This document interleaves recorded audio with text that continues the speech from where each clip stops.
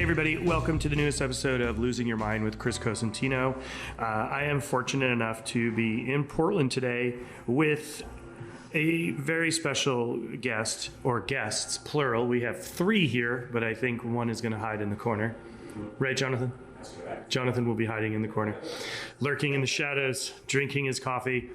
But I am here with Fergus Henderson and Trevor, and we are going to talk about 25 years of St. John and the effect that the restaurant has had, I think, on the public and the world as a whole. So welcome, guys. Thank you for taking time out of your extremely busy schedule to sit here and shoot the shit and kind of have some fun. We're looking forward to shooting the shit. Are you really? Yeah. I don't believe you. Yes. And looking forward to our lunch straight after. You're going to have lunch straight Because after. life is lunch. 25 years of lunch cannot be denied. 25 years of lunch. So Yeah. when you think about 25 years and the span of not only chefs that have gone through your system at the restaurant, you have long-standing employees that have stayed with you for many, many years. I mean, Jonathan's one perfect example of somebody who stayed with you for, what are you on? 13 years. But you have so many people who you've influenced throughout the globe, people who come to you to learn, people who admire the beauty of the technique, that simple is best. I mean, it's not something that you set out to do, right? You set out to make great food, make people smile, but you weren't in your mind saying, well, in 25 years, we're going to go and celebrate. I see. This, I see what you mean. No, I was just saying, Fergus's ideas and where he, and they were pretty firm when we first met, really, when he was cooking up the French house in Soho. Already there was a way that he wanted to approach things. And that's, we will use the word common sense quite a lot today, I guess. But that was in Fergus's mind. So that was the way he was already cooking. So, and as you said, I think I can freely say that he is very, very influential, has been. And he's very useful for getting a taxi late at night.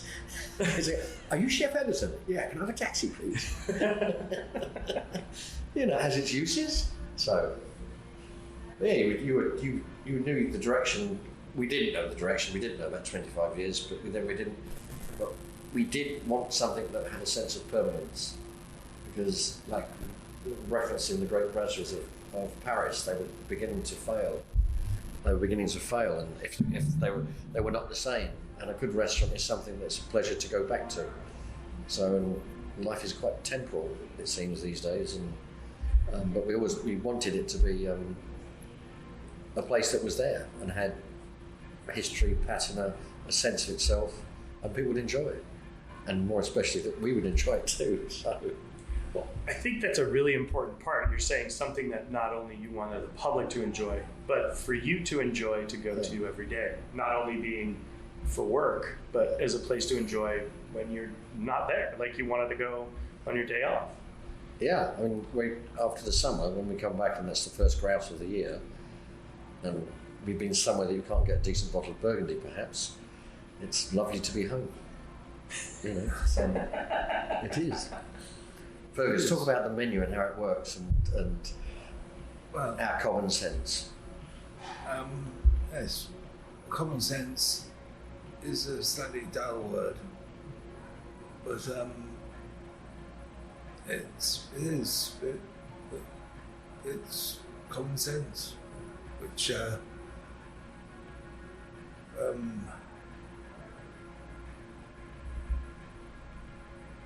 If you're gonna, you'd say when you knock the animal on the head, it would be common sense to, yes. And well, in a way, when we want everyone to butcher, everyone comes and we expect them to learn, and when they leave, we're delighted, and if we can help them. There's no this. They will often ask if they get approached, and they say, "Oh, maybe not that, but maybe you should do this." And if you think you're ready, then maybe we can help you. So it's with a good grace. And if somebody comes into work in the kitchen, maybe just for a stage, or somebody their restaurant hasn't opened, and we go, okay, come work with us for a bit. We show them everything, and it's only fair and reasonable to conduct your way like that. And for us, butchery, I'm just teeing off Fergus to speak again, but if you've butchered the animal, your relationship with the animal when it goes across the pass to the customer is completely different to if it comes in a plastic bag and it's a cutlet. So for us, that to us seems like common sense too. And it's an easy tenet to understand. Wouldn't you say, Fergus? Yes.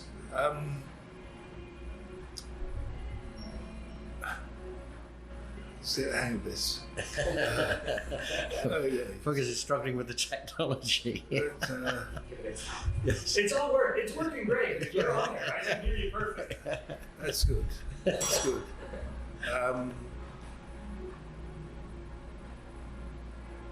Yes, it's sort of hippy-dippy approach to butchery.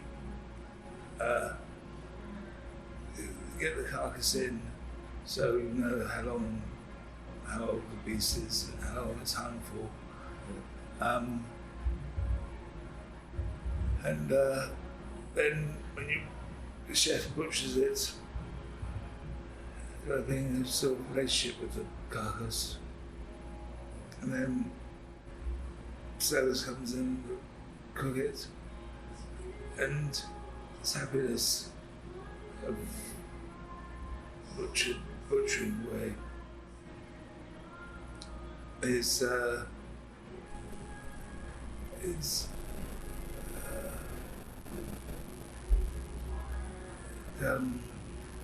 yes, the food imbibed the eater with the happiness. So it's a bit of hippy-dippy, but seems to work. I think there's a restaurant full of people who are all sort of eating, and it's Yeah. And people ask about the twice changing menu. For us, it's a natural way of working. And When you run out of things. Yeah. There's only so many parts on a pig. Yeah. yes. When was the last time you saw 7 feet of pork chops running down the street, right? It doesn't work. It doesn't. It doesn't exist. Hang on one second. I'm going to make them shut off the music. Where'd they go? I'll be right back. So Chris will be right back. He's now gone off to turn off the music, as you can hear in the background. We should. Well, I don't know. This is live, isn't it? Well, okay. We better not have that conversation. Chris has left the room, so we're obviously misbehaving now. Good. The weirdness of doing this live is that now we have music in here and I don't want it. It's not good because I can't. There's somebody's probably going to charge me for the music because it's some fancy artist. I think that idea of taking the animal from point A to point C, being the customer, A being the farmer, B being the restaurant as the middle, and C being the customer, is a really powerful experience when it can go step by step, because you have a relationship with your rancher, your farmer, and then the cooks have a relationship with the process of the meat. And when that happens, they're less apt to burn it, they're less apt to treat it poorly. They have a direct understanding of the hows, the whats, the whens, and the whys. And like you'd mentioned earlier, common sense, and it may seem hippy-dippy, but it's not hippy-dippy, it's just the right way to be. Well, it's a bit more than that, because for chefs to find good kitchens to work in is difficult, and that's an international issue, I think. And of course, we welcome chefs, and we teach chefs. It's still on. So it's not. It's when everything is made easy, is compartmentalised. And for a chef to find a kitchen that we know is a good kitchen to work in, that teaches you skills, is really quite difficult. You know, and we don't do shouty. That's not the way we conduct ourselves. As the world becomes retail and food becomes retail, and those great big farms in Brazil with, I better not mention the American company that does that, our world is homogenised. So teaching skills, it's like the hippy-dippy, but everything is joined up. So the guys are learning skills, it's a great kitchen, they will tell people about that, the customers enjoy it, and it's like a spiral that goes up. as opposed to modern life is a spiral of just chains and brands and return on investment, whereas opposed to the real world is a farmer trying to find someone that could do something with his produce. There's no good being a wonderful farmer in the middle of nowhere if people can't afford to buy that meat and treat it properly and charge the price it deserves. So there is a whole thing that happens, and we, in a way, this 25 years, but we have shown that it's possible to do that. So there is something we have achieved, not just Fergus's immense influence across the world, which is great, and the world's a better place for that, is that we've shown it can work. We haven't gone to cutlets, and we haven't done this, we haven't done that, and it's hard to start. Those first 5 years were not the easiest, you know. We quite enjoyed having lunch, but sometimes we're us and a couple of other people having lunch.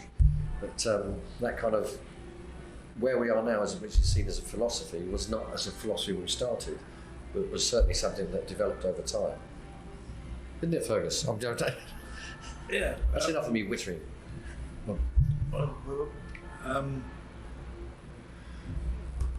There's, yeah. Thoughts. So, I need the music shop. meanwhile, we've got music issues. It's on. I need the music on. Right, this is definitely live.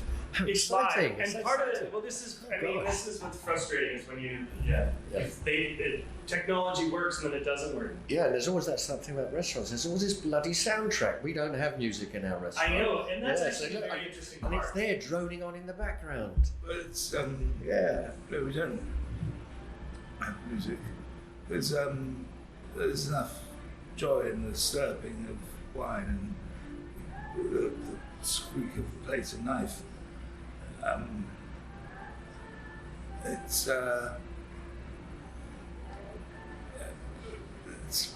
We don't have many people, but it's sort of culinary crutches, they call them.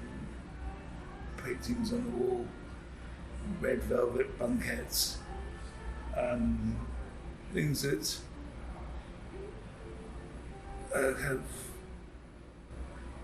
crutches to actual what you're eating and how you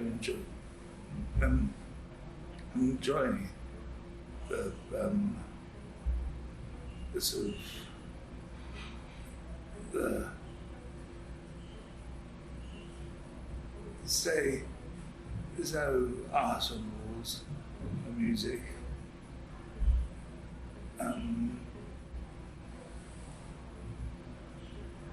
But every tablecloth tells a story at the end of lunch. Yes. People have written on it, people have done this, you know, that's much better art. Well, yeah. I mean, you have the tablecloth and then you have the paper. Yeah. Right. How many people doodle on the paper? Quite a lot of them, you know. But then there's also your spill. Yeah. The wine ring, the Yeah. coffee ring. Yeah. A tableau almost of lunch or dinner. yes. And And the noise of the kitchen, and you know, doing now open kitchens are kind of obvious, but are common, but not 25 years ago. And the truth is, you'd have someone in between, like the chef de rang or this. And go, no, why can't the chef let the whole see the? You know, it makes sense because everyone is engaged in the process. Oh dear, I'm on there you camera. go. You're on camera. Okay. So, and then everyone's involved in the process, and the rhythms of the room, and the noise, and the involvement, and the music is the people. And now it seems so obvious, but there was a time when, in fact, with those banquettes and everything else, you wouldn't see the chefs, and they were treated, and even it seems a long time to a lot of people if they're younger, I guess. But 25 years ago, London was dominated by hotel chefs, which had a pecking order. Whilst we had lunch in the Ritz recently, we awarded ourselves a lunch, and a jolly good lunch it was too. But it's now open kitchens are natural, and in the old days, chefs would be outside, which is a little bit unfair, you know, because you want to see the joy you bring to people. That was quite prosaic, wasn't it? That was like the poetic. Very nice. Yeah, Very nice. So you practiced? Yeah. That was. He's been very well trained by Kitty. I haven't done that. Yes. We're living in fear. Of Kitty? One ricket. Well, I think You think you're joking? no. I think one of the things that's very interesting is the layout of both the restaurants. You have Bread and Wine, and then you have the original location, and they're both very open. The walls are white, right? Very simple. But it's really about the experience that you get when you walk in and the feel that the staff gives to the customer when they walk in the door. I mean, I feel very fortunate that I've been able to spend enough time not only in the kitchen staging and working, but also dining there for many different occasions. And every time has been extremely special. There's been something that has stuck with me forever, whether it was game birds, sitting at a table with John Relihan eating game birds, or going for the first time and having kidneys with beetroot and horseradish. Like, I can pick the dishes out, I know them all because they stick with me forever, and I think 25 years is huge. What you guys have done is massive. And I think you've inspired me. You've inspired many, many other chefs all over the globe. I mean, you hear it all the time. I'm sure you do. And maybe that feels weird. Maybe it doesn't. I don't know. But you've created a form of hospitality in the way that you work with not only your staff, but you work with your customers. And I think that's a very, very unique setup that you've created, because people are extremely positive. Your staff is positive. The guests come in. It's like, I'll use the US crossover. It's like Cheers. You have the regular guests that come in and everybody knows who they are and they're greeted with a smile and, oh, I know you like to have this for your drink, and it starts. Well, for us, a regular is somebody who comes once a year, because they come for Fashion Week, British Dental Association, I don't know, where they first met, they come, and that's to get that, and we hope that they look forward. When Fergus and I are looking at a travel plan, we're not looking at what the agenda is of the business thing, we're going, so where are we having lunch? And we like to think that people will say, oh, I'm going to London, that means I go to St John. And as long as we don't disappoint when they walk in, there's already a happiness, because they're looking, as long as we don't disappoint. And when they... it's always a worry with regulars when they suddenly don't come. Yes. I think, what have we done wrong? But then usually they come back, which is... Yeah, sometimes they disappear and then, oh, they're back. Maybe they couldn't travel that particular time. Or I think that's for you, both of you, there's so many moments, right? I'm sure you have pivotal moments where you can pick that were extremely important to each one of you through these 25 years, right? Is there some key moments that stand out for you more than others? Well, we had. So Fergus is above the busy French house, and I was across the Waterloo Bridge at the fire station, because it was a fire station, and it was immensely busy. And there were times now in early years when we'd look at our bar and go, that's empty. And I don't know, maybe 5 years in, you suddenly saw it change. And the area we were in, with the only equivalents would be meatpacking in York, for example. You look at what's happened in Chicago, in Fulton, etc. And I guess there was original people were curious and came, because it was going to come. But there was literally nothing around us. The market was on its uppers. There'd been a fire in a dodgy cinema across the way. And we used to have those yellow street lamps they used to have. They don't have anymore, do they? We used to reckon they used to turn them down at night. About 9 o'clock, it's really dark, and it was kind of it was an act of what's the word? We are resilient and rigorous, folks. I reckon rigor's important, and we're stubborn to some degree. In a smiling way. Perversely confident. Yeah, perversely confident. Yes. And what has been great thing is the waiters in white jackets. It's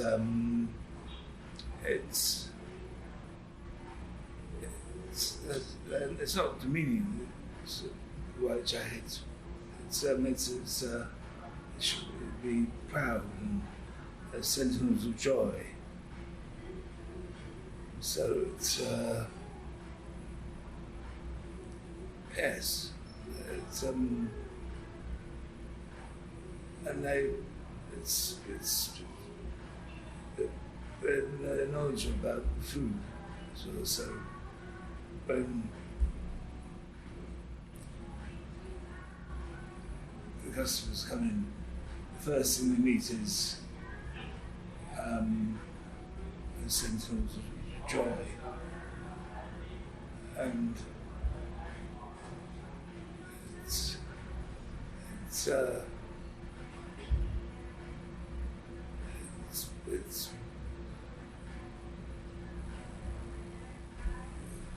Yeah, that's that moment when you sit down in a restaurant that's confident or comfortable in its own skin, you say, and then the bread's come down, this is coming in, and now I'm okay. I can shut the door of the life outside of this restaurant. And what a restaurant does, apart from obviously the way that Fergus cooks, and we run the kitchen and what we think about ingredients and how we go about our business, is that the restaurant itself is very important and the rhythms of the restaurant. So you love that moment you see someone that maybe comes the first time and they look at the menu and go, ooh, and then a central of joy comes and has a conversation, and they would, in that conversation, maybe change their mind 2 or 3, 4 times, and they know, and then gradually we see that moment halfway through the meal and they go, oh, this is really rather good, and we go, excellent. Because in the early days it took a commitment to walk down that corridor. You know, it's like Christmas, they're walking down in the darkness and gloom. You have to go down this corridor and you can't see anybody. But you can, is there somebody oh, there's the restaurant. And now, of course, it's busy, but it was, people had to make a commitment. And then that moment you can see when a young guy's, of course, his parents, because he's working in London now, you've got to go to this restaurant. And you can see them going, what has he done? Where has he brought us to? You know, hopefully 2 hours later, you did good, sir, you did good. So, and that's all that stuff, the little things that you build through the years, and those sentinels of joy, they're nurturing their little flock of customers. They're going to think, okay, yeah, and it's not intrusive. We leave the bottle on the table. You bought that bottle. You know, you can pour it yourself as much as you want. But everything, whilst it's simple, everything is considered. So nothing was done as an idea. Those pegs, which you see familiarly, are very handy for putting your coat on. And it sounds a bit daft, but in an old brasserie, you knew how it worked. So there used to be those the hat racks when we used to wear hats. That's your hat, and put your peg on and put your coat on the peg, and you're not confronted. I know how this works. This is great, and there's the kitchen. So there's an idea that what we're doing is creating a comfortable and a happy environment, and it's like when you do go back, you just have a smile on your face. And we love them because we love customers, and then hopefully there's a bit of love comes back, and then that works for everyone. Actually, that sounds like a sermon. I'll stop now. Yeah, well, I mean, I think you're now making your own wines, right? Yeah. Right, for the restaurant. You do catering. Yeah. Well, sort of. Yeah. Sort of. Oh, well, I suppose we do, yeah, in that sense. Yeah. Food and bev is not a word we use. We don't understand what that means. Well, I think what have you seen from when the restaurant, like you said, it was a dark street, the lights would go down. Yeah. Now, what is the neighborhood like now? Like, how much has it changed? Were you guys were the first on this block? There was a friend of ours had a restaurant that he opened and then closed, and then it was just us. Now it's Clerkenwell. It's cool. You know, you've still got that all the way across into Hoxton and the home of hipsterdom and all that stuff. That whole part of East London is transformed. You know, and of course then you go, he wants to double our rent. And they put our rates up. What have we done? Now we're a victim. But That's what's interesting. Fundamentally different. It's the dynamic has changed where you go into a neighborhood, or most new restaurants go into a neighborhood that they can afford the rent, they love the space, the space transforms the neighborhood, then that in turn comes back towards the restaurant and says, okay, thanks for making this neighborhood great and increasing all the property values, and now it's turn for you to unfortunately with Smithfield, it's kind of, for us it's obvious how we would set out the configuration of the spaces, but it's not obvious because most people like an oblong or a rectangle and they can put that in and put in there. We don't understand the word concept, by the way, but put in their concept. So already I'm talking about something that is kind of like restaurant retail, which is not our world. So in a way, the building, when we both individually and together saw the building, it's a great building. So the building was a smokehouse, correct? Yeah. And is that what helped make the decision to acquire it? Yes, with chimneys, 5 chimneys, covered in pork fat and smoke. And we had Victorian kids get up chimneys. Yes. Said, chipping off. Like the old chimney sweep, send the kid up the top of the chimney, we had to go into the chiseling off the pork fat. Really? Yeah, absolutely. Last night it smoked till 64. And the smell was extraordinary still. It was Yeah, it was kind of carbon. It was carbon dated with pork fat. And it had been squatted. It was a mess. Had raves in it. Graffiti. It was quite almost not the nicest of places. And it was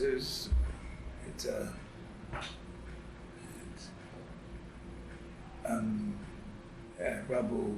Yeah, yes. Rubble-strewn floors and It things. was one look. It was enough. Yeah. And it's, of course, it's full of light. So the towers are still there. And they last smoked in 1967, and gradually it had fallen into disrepair, and the whole area of the market was its own. And to this day, Smithfield Market is more of a distribution area rather than there is some market activity, but it's now going to be part of a very big development scheme, which was inevitable. So our rents are going to go up again. Rent's going to go up again. What are you going to do? Just like everybody else. Back to the building. In fact, of course, the building is actually for many operators is really difficult because they want things to be easy, and of course, perversely, as Fergus said, our perverse confidence.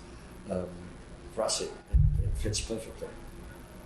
And it's just everyone's happy. You can see how it works, and the building itself is interesting. It doesn't need curtains or a carpet or art. It just needs the smell of good food and good bread. And again, it's like putting the bread down. That already means welcome to your table. So it's also the napkin is this central thing.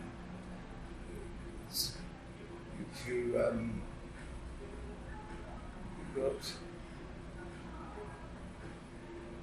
a paper napkin, it's tablecloth. You can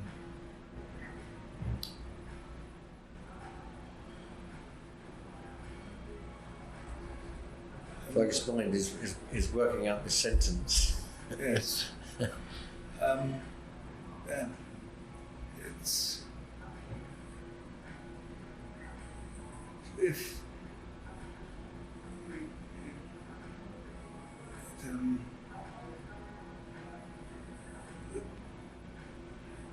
paper cloth napkin is touched on.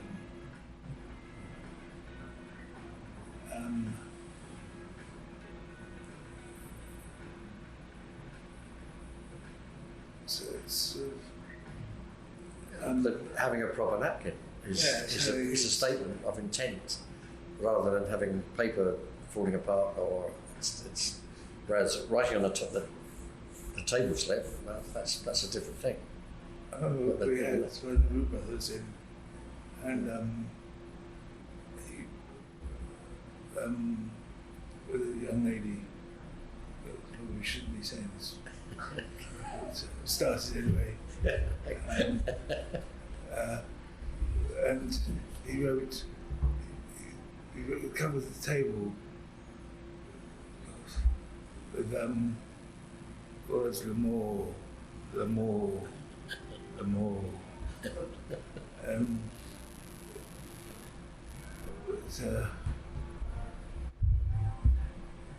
That was amour as in love. Love all over the time. We should be telling this story.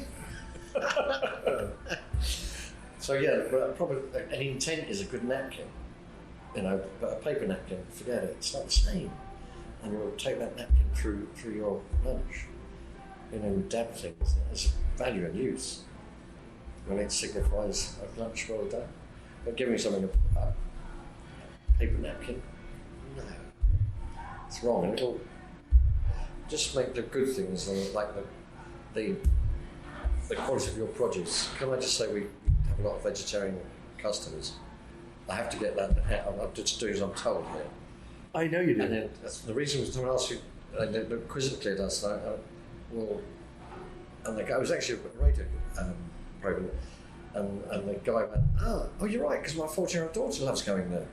Because vegetarian, most 14-year-old daughters apparently are vegetarian at some point. And okay. Because we love, I don't know, but we love vegetables, don't we? Yeah. So that means we can cook them, doesn't it? So if you're a vegetarian, you're going, can we go to St John? Because they really do care about their vegetables, rather than being a minority sport. So, we enjoy everything, all produce. One of the things... And we cook fish, I must say that as well. Fish every day. I know you do. Fish. And I think that's a really good point, because there's a perception versus reality of what is done at St. John. Yeah. And I think there's something to be said for what people in their mind think maybe what the staples every day are. But every time I've gone there, there's been such a broad mix on the menu of wonderful options, whether it is those Brussels sprout leaves, and I'm not talking little Brussels sprouts that you pick all the leaves off of. They're a special leaf that comes after the harvest of the Brussels sprouts. These big leaves form and they're harvested. Unfortunately, we don't harvest them in the States because I don't know why. But those just simply done with a little butter, or I've had incredible fish dishes there. I've had game birds. You can have a bit of offal or not. And I think that's what's really special. And I think in the title of one of the books, it was a proper British cooking. And I think that is really as relevant as it can be, because the best descriptor ever of what the restaurant is, because it's embracing all those wonderful things that are part of British cuisine.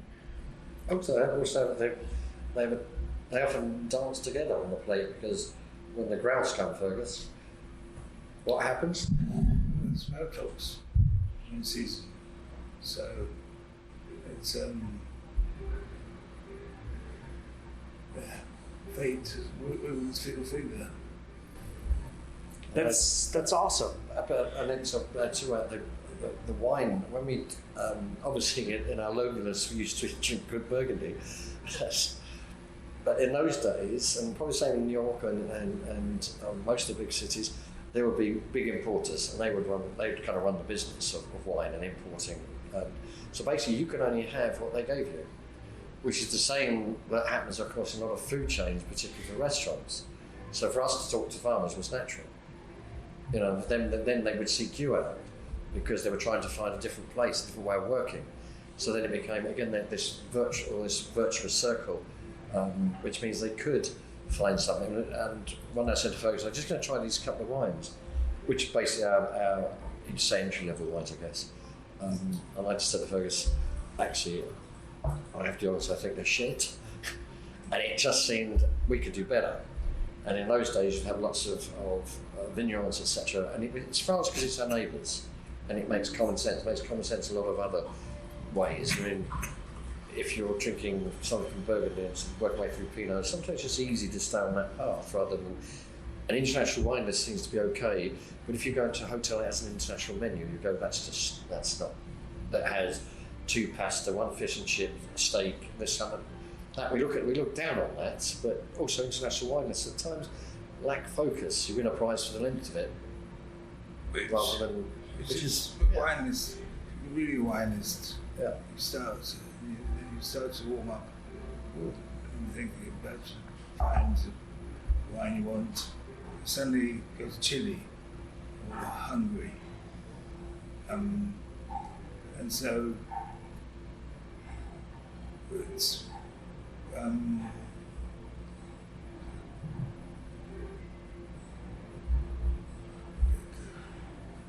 Yeah, but the rigor of we have an A4 piece of paper, so to do that list is far more difficult than just listing loads of stuff. Now, we don't kind of get that big book. I mean, some people specialise in it, but it actually is almost like a lack of care. It's like taking a trolley in the supermarket and filling it with everything. When in fact, to try and do things purposefully, and then through the 25 years, we're now the 2nd and 3rd generation of some of our winemakers, we have great relationships. The first time they managed to was, if I knocked on the door, we had to work out, because we have a wine business, far more difficult, as anyone will tell you, moving stuff around the planet, particularly with Mr. Trump and everything else that's going on, let alone what's happening in Europe. And those people are now friends. They now sell their wines in the UK. It was inevitable at some point we'd be standing in a medieval village looking at a derelict medieval building with Benjamin, and Benjamin's looking at me and I'm going, we're not doing this, we are not doing this. Oh, okay, then fine. Idiots. That was kind of inevitable, and we made claret with seashell for over 20 years. And we sold lots of it. I think people, again, we have those relationships. It's good for us collectively, for people in St John, they can go if they want to work the vintage. I would watch people working the vintage, having my lunch personally, because it's hard work. They seem to us to be a natural engagement with what is half your business and the suppliers. And the wines, we like to think the wines are pretty good. And when they all come once a year in January, we have a vigneron's lunch, and they have a jolly time. And these are good things, and it's very rare. It takes a lot of work, takes a lot of commitment. It's kind of daft at some point, but you get there in the end. And again, for someone that is, what I mean when I think about sommeliers, they may or may not be necessary. He says carefully. I go into an argument. I walk out the door. It's all good. You're allowed to say what you want. It's your podcast. Yeah. So, but they enjoyed our folk. We expect everyone about our Sentinels of Joy to know what they're talking about. So when they talk you through that menu and you change your mind, they know how to gear you. So not the more words you have on a menu, you've now to pay £5 for a piece of sorrel or something. It's clutter, and that dialogue is your hors d'oeuvre. And you're changing, and regulars will look up and go, and there's always a special, or we've just got 2 puffballs, brilliant. And then we put on the train and come from one of their farmers or something. And the same with wine.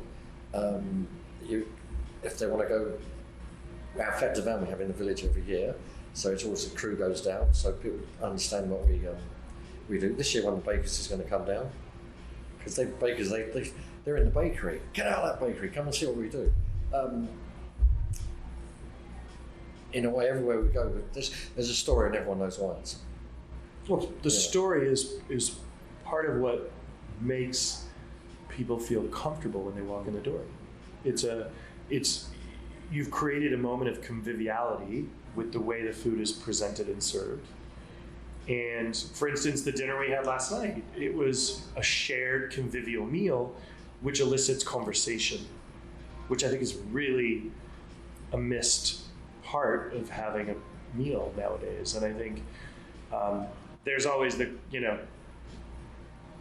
moments when you're serving, like you gave me the official mother roll last night and said I had to serve pie. And I knew exactly that it was coming, and I knew what you meant. but a lot of people don't know what that means. Yeah. And I think that that's a really important thing for me as a kid. Sundays were at grandma's house and she would then serve the convivial meal, henceforth what your point was.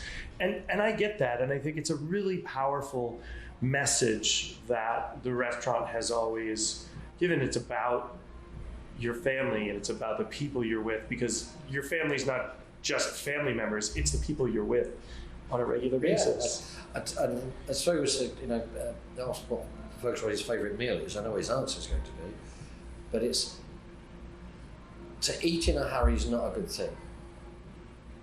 So if you're going to take some time out to sit down and have your lunch, then you should enjoy your lunch. And you should take that in the same way that people want to go jogging, ride their bicycle, all the things that you do that take you out of your work, and lunch is a part of that. Yoga, right? Yoga, yeah, I do yoga. Yeah, he does yoga. Yes, I do yoga, yeah. He can touch his toes. Yeah, I can touch my toes. And the look on Fergus, his face when I told him that, by surprise they started chanting this morning at yoga class, he thought he'd lost me. He's going, come back, get another bottle. Oh, miss. I should lead them all in ritual chanting now. Okay, so there's a few things that I think folks in the States don't know that are a very seasonal thing in the UK that I've had at the restaurant. So, grey squirrel. Yeah, we haven't done it for a while. And someone actually asked why, and then someone says, we've got some great rabbits. Because that's who you make the decision. Yeah, and then gull's eggs are the other one. Yeah, that's well, we love the gull's eggs. It's joy. When lunch and gull's egg collide, it's a carrying moment. They're relatively rare now, because people have, go, oh, they're doing gull's eggs now. Now, of course, lots of people have gull's eggs. They're immensely expensive. You can't, they're illegal in the United States. Yeah, these come from a small black-backed gull that are taken from, usually on estuary island land. Father and son. Yeah. And they take the egg, and then the seagull lays the next eggs again.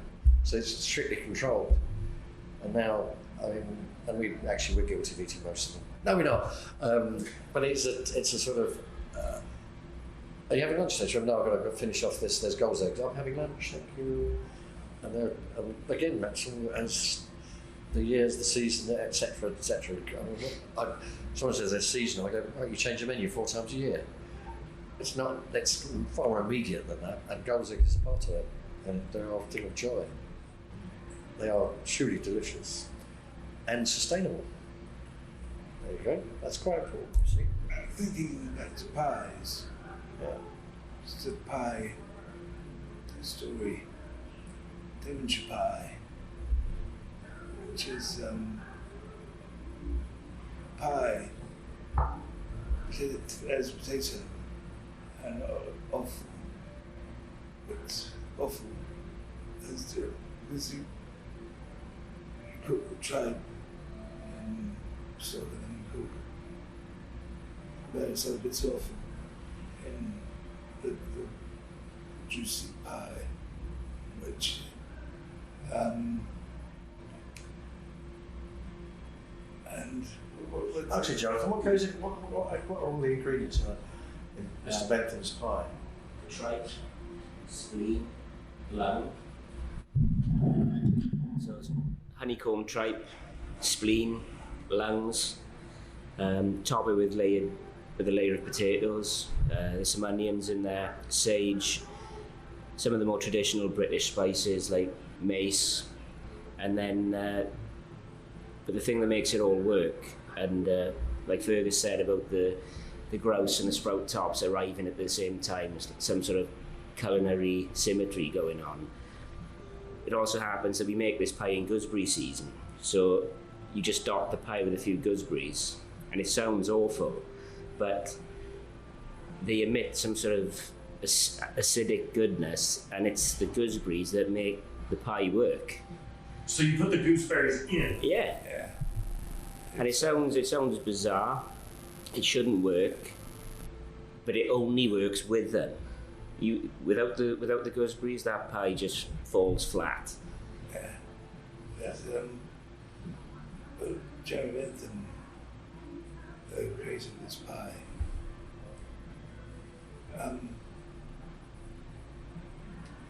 We created a menu for prison. So he was,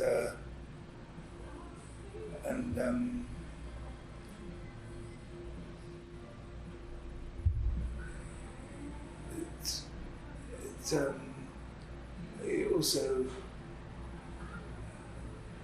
He was a social reformer, in prisons. he also made 6 trades. Yes, he does. That's right. Which, His body is in the University of London. Their bodies in heaven. He's pickled. He's pickled. That's The right. person. He is. I think he's still got his hat on. I think. If I'm Yeah, right. it's- It's quite weird. What? There's Body World or whatever that horrible thing's called. No, this is real. That's Oh, that's creepy. yeah, it is kind of creepy. Yeah. He felt Yeah. he should be left to the world to act. He thought that he should gift himself to the nation. Ooh, that's nasty. I don't want to be pickled. I've already made my decision of what's happening when I'm done. It's a very fun one. Well, my wife doesn't know if it's legal, but we're going to do it anyways. Okay, all right. So, of all the, I have these super fond memories of dishes and moments, whether it be at bread and wine or, you and I sitting down, Fergus having lunch, or, Trevor having me taste a new wine when I was in town, when I was still partaking. Is there a moment for each of you that is like that aha moment of sitting down and having a meal, like something that just, and for a lot of people that's a really hard thing to say. That's like saying to someone, you've got 9 kids, which one's your favorite? Oh, you're not supposed to pick a favorite kid or a favorite moment. But is there a moment where you guys where you sat there and had an 11sies and said, this feels right, and it's working, and it's like that moment, that aha moment where everything, all the goals and dreams, you had that moment and it said, yeah, it really is what we wanted. It really is being what we want it to be. Because being able to stop and enjoy that moment is one of the hardest parts of our business, because we're forever moving and going to keep things and our guests happy. Have you ever taken that time? I think in the way that the kitchen is always moving, it's always a work in progress. It's a dynamic environment. Remember, it's at the heart, it's effectively 2 6-burners and a salamander. And you get our chums that might have 3 stars. They're wondering, oh, you're kidding me. And I just told the joke, a small Italian chef that came up from the loo and went, Trevor, what was your accent? Trevor, I found your other kitchen. And I went, you found the beer cellar, you idiot. So we kept our beer in good condition and our white wine's chilled. Because he couldn't believe it. So the kitchen, Jonathan was on the pass. You see the restaurant was quietly turning over. We don't force people off. We try to avoid that, changing covers and slots it. The bar was very full, and you can see these Welsh rarebits going on. What are those things? They're Welsh rarebit. And we reckon it's been twice. The chefs worked out one day. You could take our Welsh rarebits end to end. They go around the world twice. And he's watching all this, and we're chatting and having a nice, and he's thinking, there's another kitchen. There is no other kitchen. But I think in that same way of it always, you can just sit there sometimes, and the place is buzzing away. Or then rise at lunch, or one evening you go, "No, we didn't do too badly." I think that's something that happens now. Yeah, we enjoy the rest of them with Actual lunch. Yeah. Which is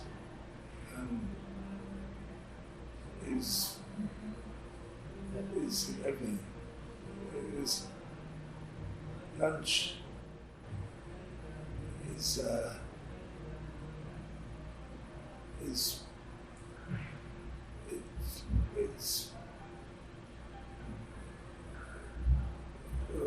comparison to some which is full stop today. Lunch is sort of the potential of afternoon, which, Who knows where lunch can lead? yes, How? I think here's one that I think, Fergus, you have been lauded as the godfather of modern offal cookery and the reintroduction of educating people how to work with a whole animal and how to treat the whole animal properly. And you have affected me and so many other chefs all over the globe. I remember a young Christian. Yeah, you did. I remember being scared. His coxcombs. Oh yeah, I remember being scared out of my mind the first time you guys came and sat down and had dinner with Jim Dodge and Harold McGee at Encanto, and that was many years ago. Harold McGee's story. Yes, go ahead. Harold McGee comes to the restaurant, and we sit opposite. That's what table it was. And there's Harold looking at us, and he's thinking, "Oh, these two." We're looking at him thinking, "It's Harold McGee. Oh shit!" Right. and he'd never eaten a grouse, because of the rules. And so, there was a Rhone wine. We just started to I got gentleman called Tex here. So he had his grouse, and Harold sort of. He's got almost like a calm demeanour, but his eyes speak. And his eyes go, drinking this Rhone wine. And you can see him going, and we knew he was having a good time. And for us, we were going, that's all we're doing, he's having a good time. This is really good. And it's funny because his face, his eyes were emoting the experience of having that first grouse. And the grouse is pretty much the king of game birds. So. And that undercarriage and all that depth of feeling hungry. And a bread sauce. Yeah. I love the bread sauce. The first time I ever had bread sauce was at the restaurant. I'll never forget that. It was so simple, but yet it made everything else. It made the bird perfect. And it's uniquely British. Yeah. It's funny, we were asked, there's always, it's all a good thing, but guys they make beer from bread. Well, in fact, what they do is they make beer and then they throw waste bread in it. So Trevor, really good if St John, we could have your waste bread. And I said, we don't have any waste bread. We have a bakery. I said, yeah, we don't waste bread. And I went, I suppose you don't, do you? No. And it's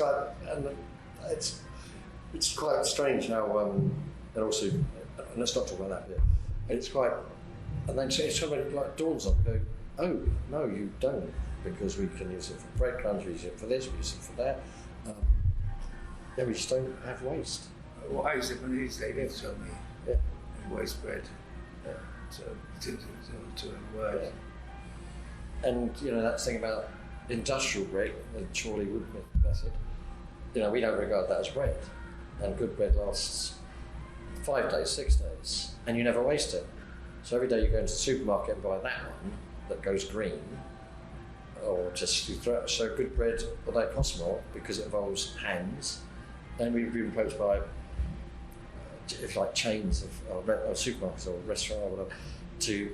We can take your bread, and then someone's going, we can make your bread for you. Trevor, you can sell it next. I said, we use our hands, mate. So what does that mean? I said, we use our hands, and you're not going to use your hands. And the art of, again, for a baker to do that, to be trusted and understanding, and he knows. When the weather changes and the walls in our row outs in the winter get colder, but it takes a few weeks for that to happen. So all the rising of the bread, the dough changes, and that kind of showing it matters because you're improving the life of people around you, of artisans and skills, and people eat better bread. So it just makes sense with good ingredients. I shouldn't talk about bread. I get into all kinds of trouble. I just wish people wouldn't eat crap bread. There is no need. No, there isn't any need. It costs them more to eat crap bread in many ways than it does to actually go to your little baker. We're trying to rebuild it's the same here. We're trying to rebuild the high street, and the very people that pontificate about that don't conduct their lives in a way that should. For us, with small farmers, just the politics, And when you talk about Brexit, what we worry about is in certain areas where there was a shift for people to, and if that's what you think, then you can vote that way, that's fine. But in fact, those people that you worry that in their villages, they won't be supporting their local farmer, they'll in fact be at the supermarket buying the budget stuff. So in fact, you be careful what you wish for and try to protect the individual, and which obviously means there's no air miles, and it means there's a farm that has animals on it. It means that, and then how we build up a community.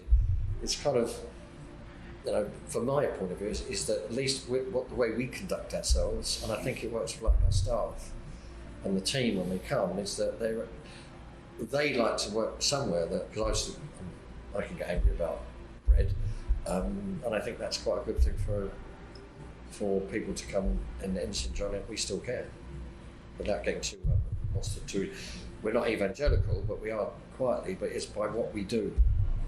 You won't hear us speaking out particularly often about various issues. It's by what we do, and that's quite important, and who we work with. Yeah. No, that makes sense. I mean, we, as Jonathan and I said, we're going to have a T-shirt made for you, one for Brexit and one for natural wines. And now we know we're going to have a T-shirt made for you. Ask me about bread. Bread is a metaphor for many things. So I want to talk a little bit about dinner last night. You've just released a new book, right? And if people want to get that book, they can order it online. They can order directly through you guys. I love that. Yeah, go get it. So through the website, which I think is, this is book number 3, correct? 4. Technically, it's 4. Firstly, our focus is salad set, as Dale much of Mr. Tony said, and this is the book of St. John, which is the both of us, and not because we've been at it for 25 years, because that would be, I'm nervous about that. It's got, so I say, it's got 100 new recipes. I've just got to get that one in. It's got 100 new recipes. 100 new recipes. Okay. Kitty, he said it. He said it. You don't have to paddle him later. So, and to talk about the dinner last night that we had, that was really, really special because, one, it was a shared supper that we shared with a group, which is a big part of convivial dining, which I've been a firm believer in for years, in sharing and conversation. Quail with aioli is a really beautiful pass bite, and then of course bone marrow with parsley salad and pickled shallots and toast, which is again beautiful bread. But the salad that saved my life. I mean, it's the name itself is makes people wonder, but also it's so simply delicious that you can't stop once you start. And I'm sure a lot of people are curious why the name, the salad that saved my life. Well, I'm alive now, so it certainly worked. But it was, my sister was working in Barcelona. I went to join her for the weekend. And there was the first lunch, had 4 lunches, because there were 4 restaurants which were shutting for the weekend. So we had 4 lunches, and a lot of raw was drunk, which is an eau de vie of sort of indeterminate. Yes. So the weekend continued in this vein, and Sunday morning I woke up, had the raw sweats. You don't want to go home. No. And I said there was a restaurant called Avocula, and it was one of the oldest restaurants. So I just outside said to Barcelona,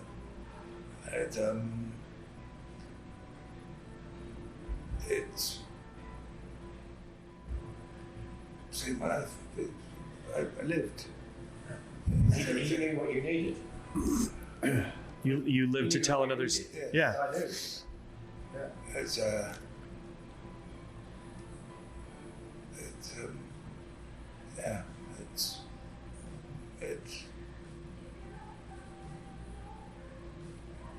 doing life. Yeah. And It's one saying, I think people shouldn't confuse simplicity with ease. simple's harder. Yeah, exactly. It's always harder because, and this is what we were talking about the other day when we were having dinner the other night at Le Pigeon, is, there's less to hide behind. Yeah. You can't hide your mistakes with 4 other things. It's like, this is a perfect lettuce. The tomato was roasted properly. The salted anchovies were the right kind, and they were rinsed just enough. Or were they packed in oil? Which is, how are you going to change it accordingly? And it's really about being able to work with what you have in the best possible way to accentuate the flavors of what they are. And I think the more there is on the plate, the more there is to hide behind. Yes, I'm not going to talk about bread again, but yes, I am, because it's 4 ingredients effectively, same as beer. But blimey, there's a lot of. I mean, the spectrum is. The spectrum on bread is big, yes. Yeah. So You can hide it by putting poppy seeds on it. And you go, no, that's rubbish bread. So, wow, he's on the roll. Kitty's going to get him later. So, and then a pie. Now, and this I said last night at dinner, a pie in the UK is very different than what people deem as a pie in the States. So you have a savory pie, which is a suet crust, which is, traditional kidney fat or internal muscle beef fat around, that's the fat that surrounds the kidneys, known as suet. And you make a pie crust, which is suet, salt, flour, ice water. Simple. And the filling of the pie is brothy, unlike what a lot of people are used to in the States, which is like a chicken pot pie, which has a roux base in it, which is going to make it thick. So to explain people a pie, and you said it last night at dinner, there is no French term for a pie. that's right, there's no word for pie in French. Yeah. But in Glasgow, another reason we need for pie, and that's just aside. But this isn't red wine. Someone said they have pie phobia, so they can't. They've been terrified of breaking into pie, cracking the lid, and scooping the pie out because there's unknown pie factor.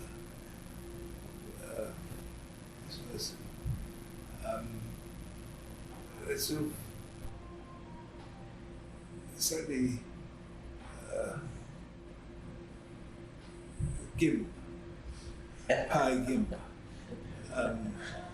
is You should read the book. it's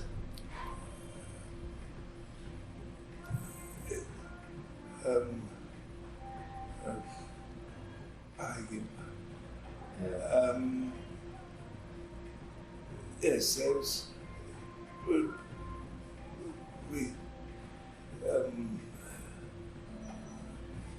There's a photograph of the pie gimp, isn't there? there's a photograph of the pie gimp. Oh, yeah. Okay, we'll make sure that everybody checks out. Do you know what page it's on, Jonathan? You should memorize this.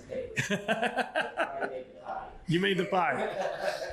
I think there's so many, in the way that the previous books were written, I thought it was really, really quite amazing. When somebody said to me, "Do you understand what he means by this in the recipe?" And it was, let me see if I get this correct. You want to have enough broth so it looks like the gator's back is sticking out of the water. The alligators in the swamp. The alligators in the swamp thing. And for me, it's braised, 3/4 liquid, just 3/4 submerged, top.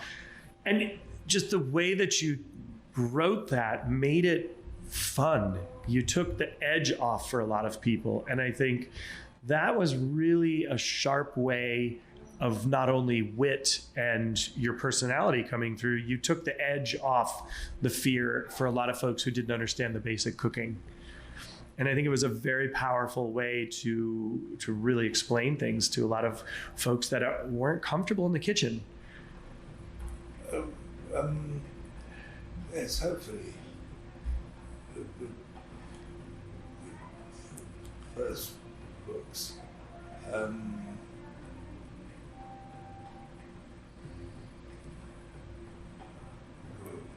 So, yes. Then the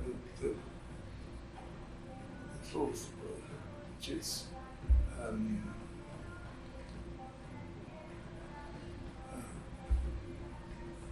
the genitals is erratic this way. Yeah, but Fergus, when we've been around the world doing stuff, Fergus can use words like yeah, or how to do this, or how to. Or we did years ago. We were in Melbourne, and a good friend of ours was his kitchen, and we were doing a promo about how the toast was. Fergus just made this noise, and then the young lad was talking to his boss, I was just chef. And what did Fergus say? He said, yeah, just. What? And that's how he described what the level of burning the toast was. And he said, how'd you go? I understood completely. Which is very true, because I've been on the reciprocating ends of that over dinners that we've cooked together, and I get it. Yeah. And I think when you really understand cooking, it makes sense. You know, see that Fergus's hands come out like this. Yeah. And I got it. I got it. Perfect. Yeah. So I know you guys have a lunch date. You have to get some lunch, but I do this very quick thing. It's very straightforward. It's like kind of like a quick fire on. Don't worry, there's no wrong answer, Trevor. Okay. But I'm sure you'll find one wrong answer for yourself to make yourself feel better. So, hot dog or hamburger? Hamburger. Hamburger. Red or white wine? Red wine. Red. Coffee or tea? See, you're English, so I've got you both. It's obviously, I just drink green tea now, as I do my chanting. Espresso. Espresso. Chocolate or fruit? Chocolate. I'm just going to say fruit, otherwise I'll be in such trouble back at the ashram. Chocolate. Chocolate, come on. Beef or pork? Oh, yeah. So many things in a beef. Sashimi or nigiri? Oh, God. I'm looking at Fergus. Nigiri.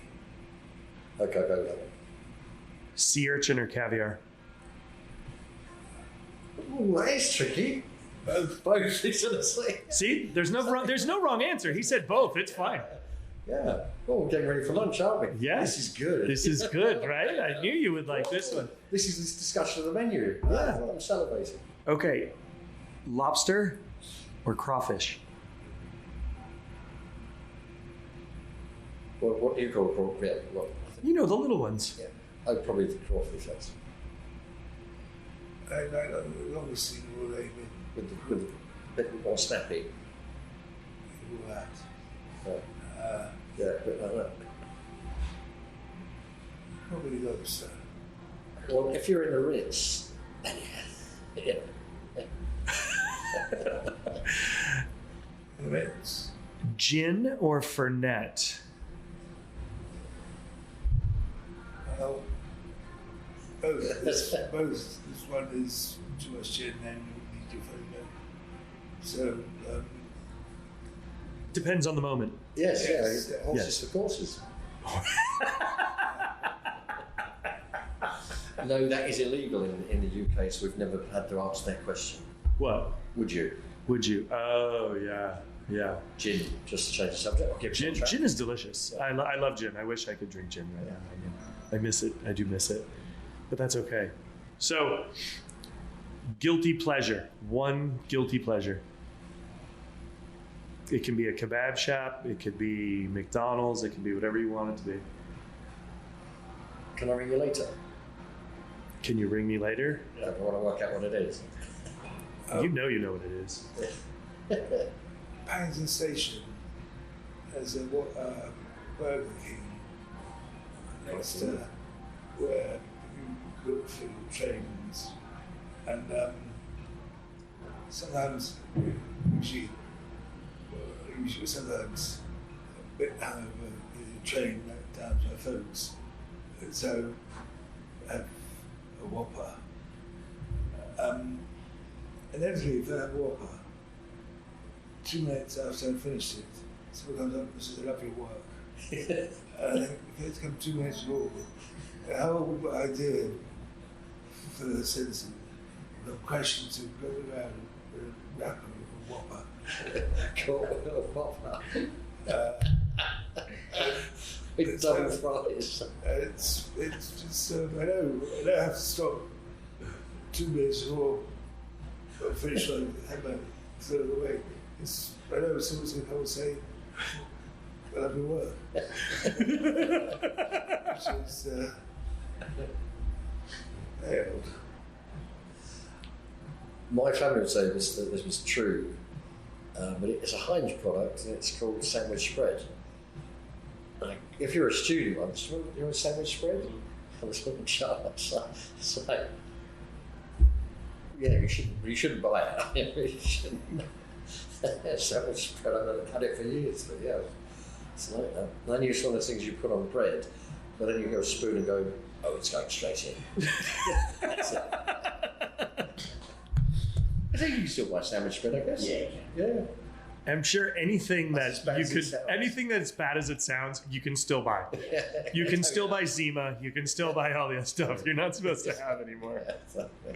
Well, guys, thank you very much. I know you have a busy schedule. I know you're off to LA tomorrow for the next for the final leg of the book tour in the US. Yeah. And congratulations on 25 years, on another great book, and looking forward to many more years and a lot more fun in the future of hanging out. And so do you want to say anything about upcoming Jonathan's transfer? No, not necessarily at this moment in time. Okay, there we go. See, so there's nothing happening at this moment. Jonathan is going back to London as normal. Let's just keep that pregnant, shall we? Yes, we shall. We shall. News to come. Thank you guys very much. I appreciate it, and safe travels. Should we do a big clap? You can do whatever you want. Yay!